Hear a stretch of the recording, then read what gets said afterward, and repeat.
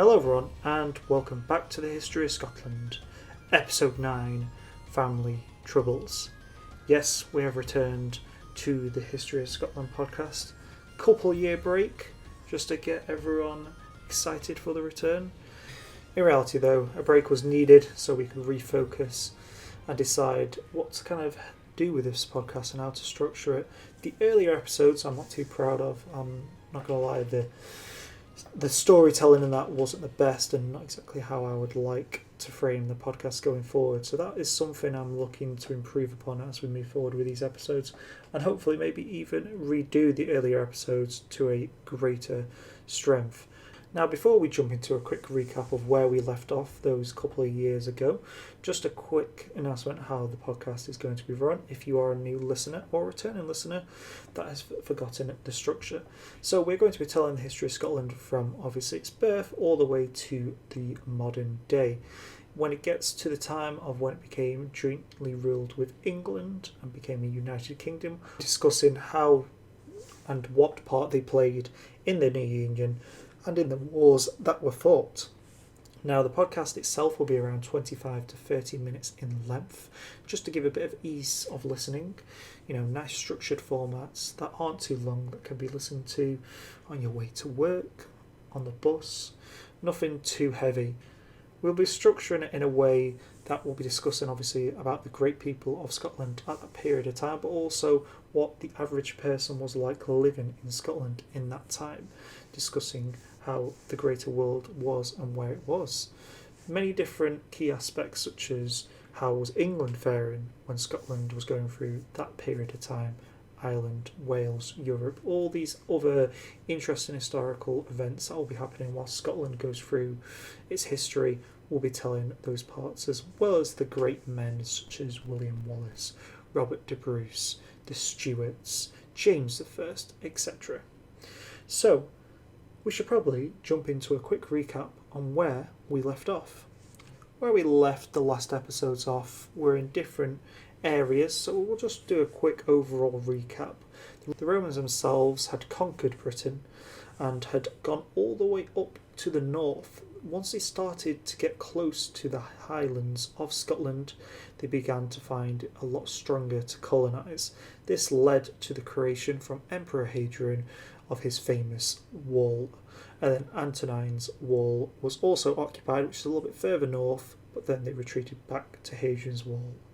After that, we discussed how the Kingdom of Pict, the Kingdom of Del Rita, and other small kingdoms around the north of the wall and around the highlands worked with each other, and how they also dealt with external threats. These threats being people like the Saxons who invaded and landed in England, such as the Angles, Danes and Jutes.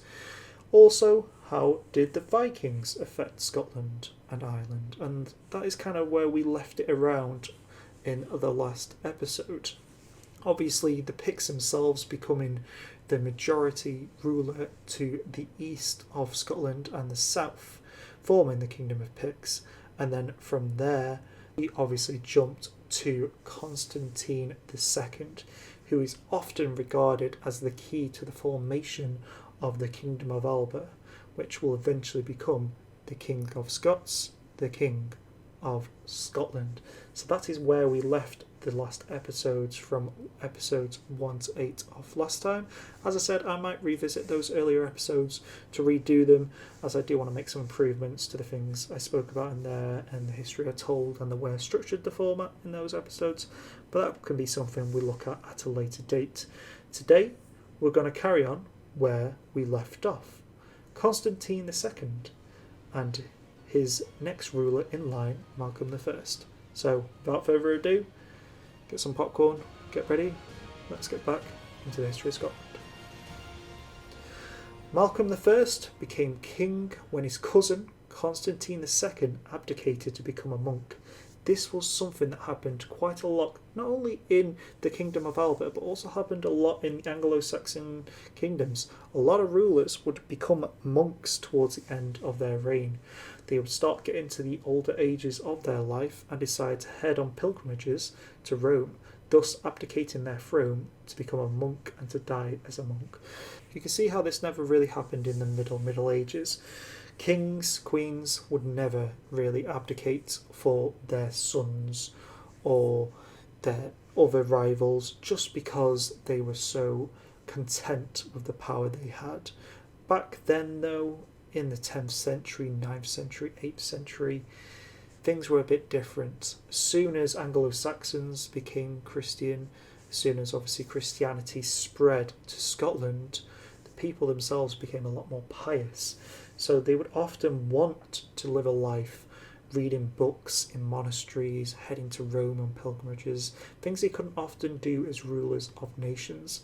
So this is something that happened quite a lot in Anglo-Saxon countries, such as the Kingdom of Mercia, Wessex, Northumbria, Kent, Essex, East Anglia, but it also happened in the Kingdom of Alba. And this is what Constantine II did. He abdicated to become a monk. And Malcolm I, who was a son of the previous king Donald II, became king. Malcolm I was probably born during his father's reign between 889 and 900 AD. By the 940s AD, he was no longer a young man and may have become impatient in waiting for the throne. Willingly or not, the 11th century prophecy of Berchan, a verse history in the form of a supposed prophecy, states it was not a voluntary decision that Constantine II abdicated in 943 AD and entered a monastery, leaving the kingdom to Malcolm I. Now, something I wanted to correct from the earlier episodes is some of the referencing we've been using in these podcasts. Something that's been following us quite a lot throughout the previous podcasts and will be continuing to follow is the Chronicle of the Kings of Alba. These type of texts, although short, provide lots of important snippets of information that were able to form a cohesive structure and timeline of Scotland's history. So 7 years later, the Chronicle states Malcolm I plundered the English as far as the River Tay, and he seized a multitude of people and many herds of cattle. Back in that time, cattle was a lot more important than things like coin. Cattle is what fed the nation, is what was used in a lot of trade exchanges, especially in the early days. Cattle, sheep, cows, animals like that were farmed for produce, they were more important than coin or stealing important artifacts. These things kept a nation going. So raids just focused on cattle may not seem that important, but trust me, they were, and they were important to the people they affected. If a king was unable to protect his people, then what good was that king? And that's something you'll see throughout the Middle Ages as well. Less pitched battles, more focus on raiding and proving to the lord of that land that he cannot protect his people. And this is why raiding things such as cattle farms was important, because you're not protecting your people and you're also affecting the produce that would not only keep alive the populace but also keep alive the potential ruler. Getting back to what the chronicles say, it begins to go on and say, others say Constantine made this raid, asking of the king, Malcolm, that the kingship should be given to him for a week's time, so that he could visit the English. In fact, it was Malcolm who made the raid, but Constantine incited him, as I have said. Wolfe suggests the association of Constantine with the raid is a late addition, one derived from a now lost saga or poem. So back then, as we have spoken about in the Chronicle, maybe additions were added at a later time. Things such as war poems, lost sagas fill our early history going through the 9th, 10th and 11th century. As we get into the 11th century, things are better recorded in a more historical, neutral setting. But back then, sagas preaching about how good that king was, they're a bit more prevalent, and you obviously see that a lot with the Vikings. Malcolm I is said to have died in a shield wall next to his men. Malcolm I would be the third in his immediate family to die violently. His father, Donald II, and grandfather, Constantine I, both having met similar fates 54 years earlier in 900 AD and 77 years earlier in 877 AD, respectively. Down south, things were changing a lot more. As we previously stated, King of Wessex Alfred the Great began to get the idea to form a single nation, the great nation of England. That was passed on to his son Edward the Elder, and then further on to Athelstan. Kingdom of England began to gain its lands that we know today as it began to conquer the remains of the Danelaw, and the Saxons started to live in harmony with the Danes. In fact, it's quite interesting, the Danelaw had both Saxons and Danes living in it, so you would often have children that could both offer descent from a Saxon family as well as a Danish family, and these were known as Saxon Danes. Around this time, the Kingdom of Alba often got raided, or did raiding against the Kingdom of Northumbria. Northumbria was on the edge of the border between Scotland and the Kingdom of England. Now, Cumbria to the west was also an area of contention between the Kingdom of Alba and the Kingdom of England. At one point in time, the Kingdom of Alba did own Cumbria as a state, but then the Kingdom of England wrestled that from them. So this back and forth nature between the kings of England and the kings of Scotland is something that's going to accompany us throughout history, as we all know the many stories between the rotten English conquering the proud nation of Scotland. But this dates back all the way to Saxon times, when Northumbria itself, the Kingdom of Bernicia, the Kingdom of Davria, was also fighting the Kingdom of Alba for the lands between Hadrian's border, and Cumbria itself was stuck in the middle. In 945 AD, Edmund I of England, having expelled Olaf Sigurdsson from Northumbria, devastated Cumbria and blinded two sons of the King of Strathclyde. Remember, the Kingdom of Strathclyde is to the west of the Kingdom of Alba. They too would often be at war with the Kingdom of Alba, but would be more in contention as well with areas such as Cumbria and England, again focusing their efforts down south, as well as defending from Irish raids coming from Irish tribes and Viking tribes in Ireland. It is said that he then let or commanded the Strathclyde to Malcolm I in a return for an alliance. What is to be understood by let or commanded is unclear, but it may very well mean that Malcolm I had been the overlord of Strathclyde, and that Edmund recognised this whilst taking the lands in southern Cumbria for himself. Scotland isn't an entire entity yet. The Kingdom of Alba and the Kingdom of Strathclyde are still two very different entities, but similar to when we cast our minds back to Northumbria being overlords of the Kingdom of Picts, this is a similar working. The Kingdom of Alba may at this time been an overlord to the Kingdom of Strathclyde, and in turn they would provided him with taxes, men, cattle and people. If we judge what the Chronicle of the Kings of Alba says, Malcolm I took an army into Moray and slew Kellic. Kellic is not named in the surviving genealogies of the rulers of Moray, and his identity is unknown.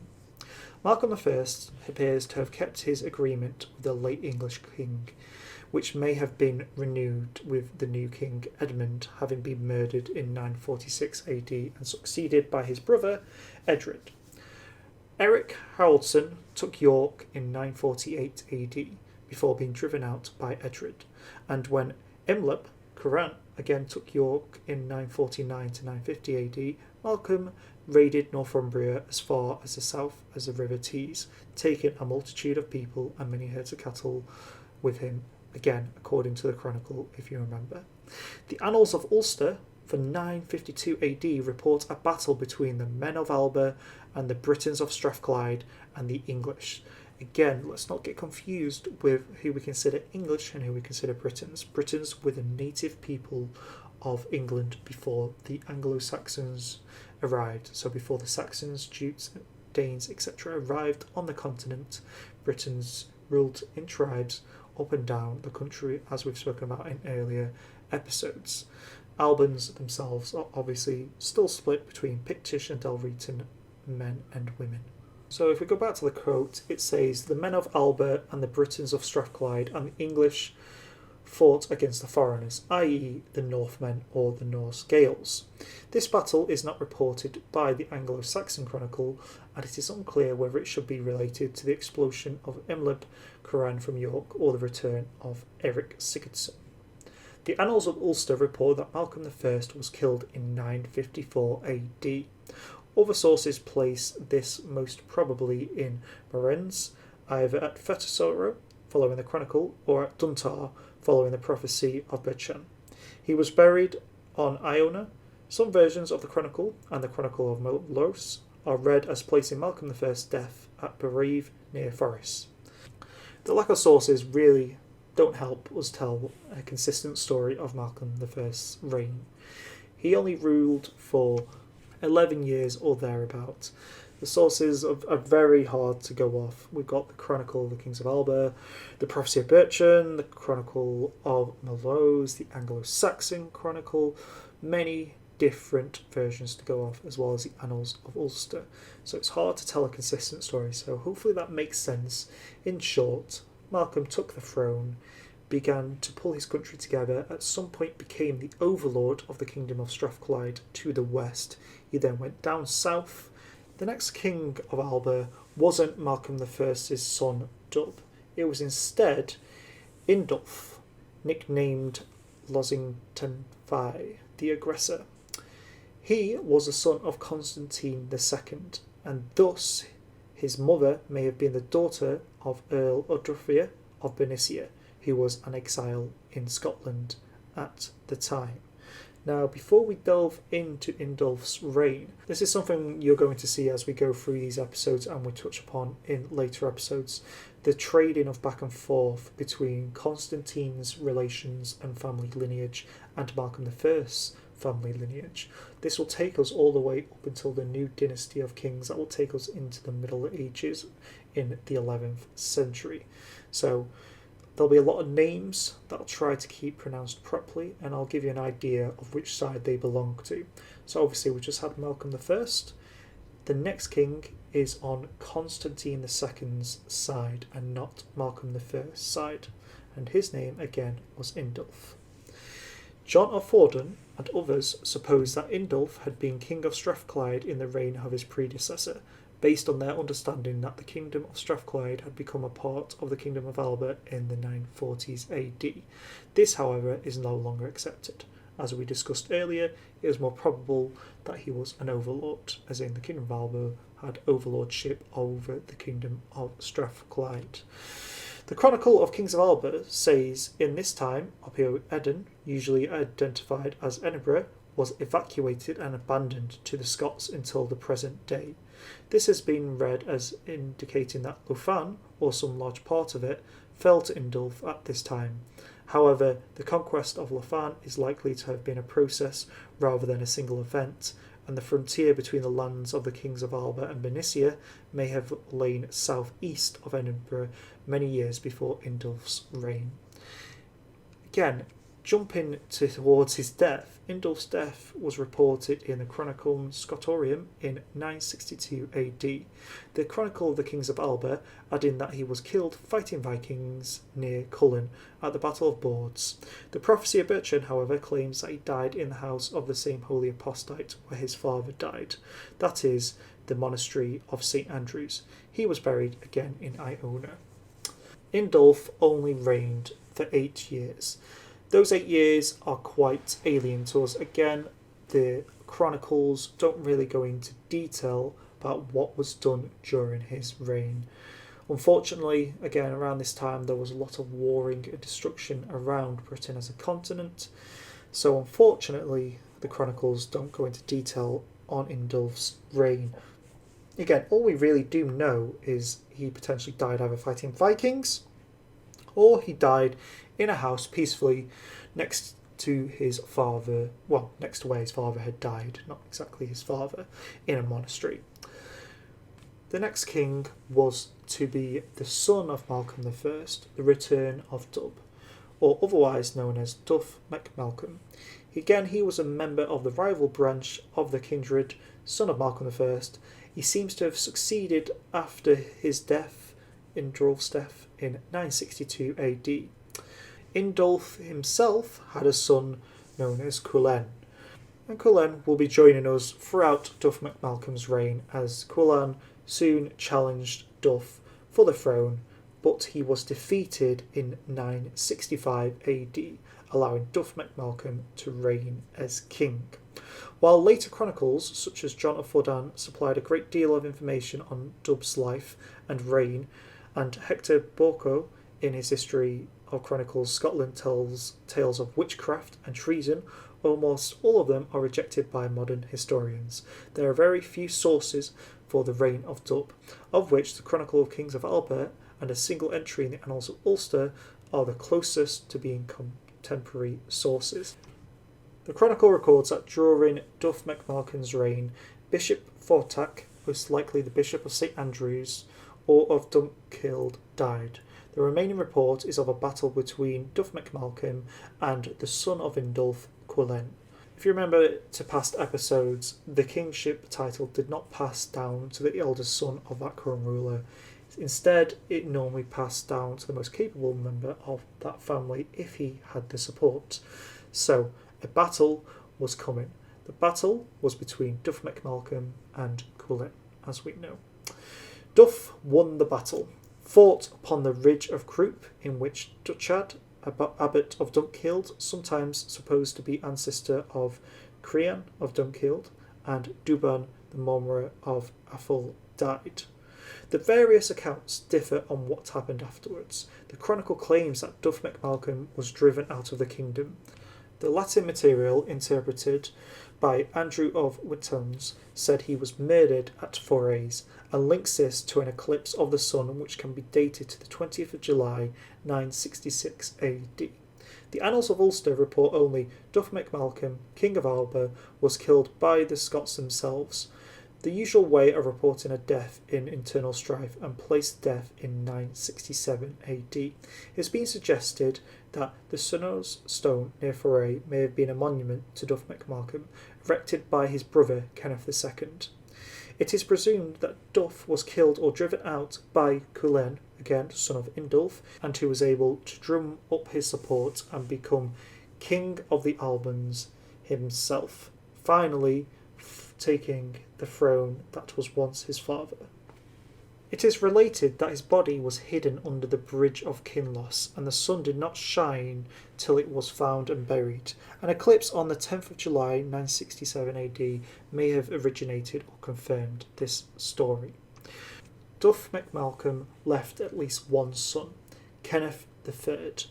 Although his descendants did not compete successfully for the kingship of Alba, and Synod Kenneth III was killed in 1005 AD, they did hold the Moradom of Fief, and Macduff held the Moradom and later earldom until 1371, meaning the Macduff family. It is very unclear if Duff MacMalcolm was actually expelled or slain in 966 or 967 AD, and whether it was Culen, son of Indulf, that was responsible for this. Either way, Culen, son of Indulf, seized the throne that was his right, and he became the King of Scots and Albans. This is where we're going to leave this week's episode, with Culen sitting on the throne, happy that he's finally dealt with Duff MacAlpin, and happy that his realm is now secure with him at its head. He would, as I said, be the next King of Scots. This back and forth nature is going to resume, and we're going to see Malcolm I's side of family and Constantine II's side constantly trading places all the way up to the mid-11th century. Now, next episode we'll be going over the current state of Britain and Europe, kind of give you a grand tour, so to speak, of catching up of where England is at this time, where is Ireland up to at this time, and where are the greater players in Europe up to at this time, to set the stage for the coming centuries of warfare. After this episode, we will then do a day in the life of a Pict/Alban. This is to discuss the day-to-day routine and what you could expect life to be like back in the 10th century, mid-900s AD. What it was like to be in a kingdom that constantly had kings trading places with warfare, raiding from Vikings and the Saxon English down south. How could you live, and what was expected of you if you were to live in this country? Finally, after that, we'll get back to Culen, son of Indulf, and the war that was tearing the new formed kingdom apart. The war, as I said, between the family of the side of Malcolm I and the side of Indulf's Constantine II's side. This back and forth kingship of trading kings is very complicated with a lack of sources, so please bear with me whilst I tell this story in the most coherent way possible I can. This will finally lead us to the famous family of Scots, the House of Dunkeld, which reigned in Scotland from 1034 AD to 1286 AD, which will be with us for a few hundred years, leading us into the mid-medieval times and the later medieval times. Well, then, all there's to say is thank you all for listening and returning to this podcast. Honestly, didn't think this podcast would get so popular. The amount of emails and downloads I have got over the past 2 years has been insane, and I'm honestly looking forward to continuing to tell this story properly in this structured manner, and I'll promise we'll keep the uploads coming so that way we can tell this story to everyone who is clearly looking forward to hearing it. But really, from the bottom of my heart, thank you everyone for listening to this podcast, and I look forward to telling it in the future. I'm more looking forward to us getting into a period of history that has a bit more sources, so we can spend a bit longer on these kings. I think we've gone through about 2 or 3 kings in today's episode, and I want to try and slow it down as best we can once we get into the family of Dunkeld in around the mid to 10th century. So hopefully we can spend more than one episode on one king. As always, if there's any corrections or issues with this podcast, please let me know at the History of Scotland podcast at gmail.com, or feel free to leave a message on the PodBean site as well. Feel free to leave a review of this podcast on any of your podcasting sites. Just a reminder, our podcast is available on Apple Podcasts, Spotify and PodBean. I've also added this podcast to Amazon Music and Google Podcasts, and many other different sites also have us, and I had no idea that I would upload it to these extra sites, but the RSS feeds are set up correctly. So from wherever you're listening from, whether it's Apple, Spotify, PodBean, Amazon, Google, please leave a review, and please tune in to next week's episodes. As I said, these podcasts will be releasing weekly, around 25 minutes to 30 minutes long. So next week's podcast, as I said, is going to be about a grand tour of Europe, Britain and the surrounding area, to give you an idea of what it was like back then for those countries, and then we'll spend a separate episode in the day of the life of a Pict in the mid-10th century. Other than that, have a great week guys, stay safe, enjoy yourselves, and I'll catch you on the next one. Peace.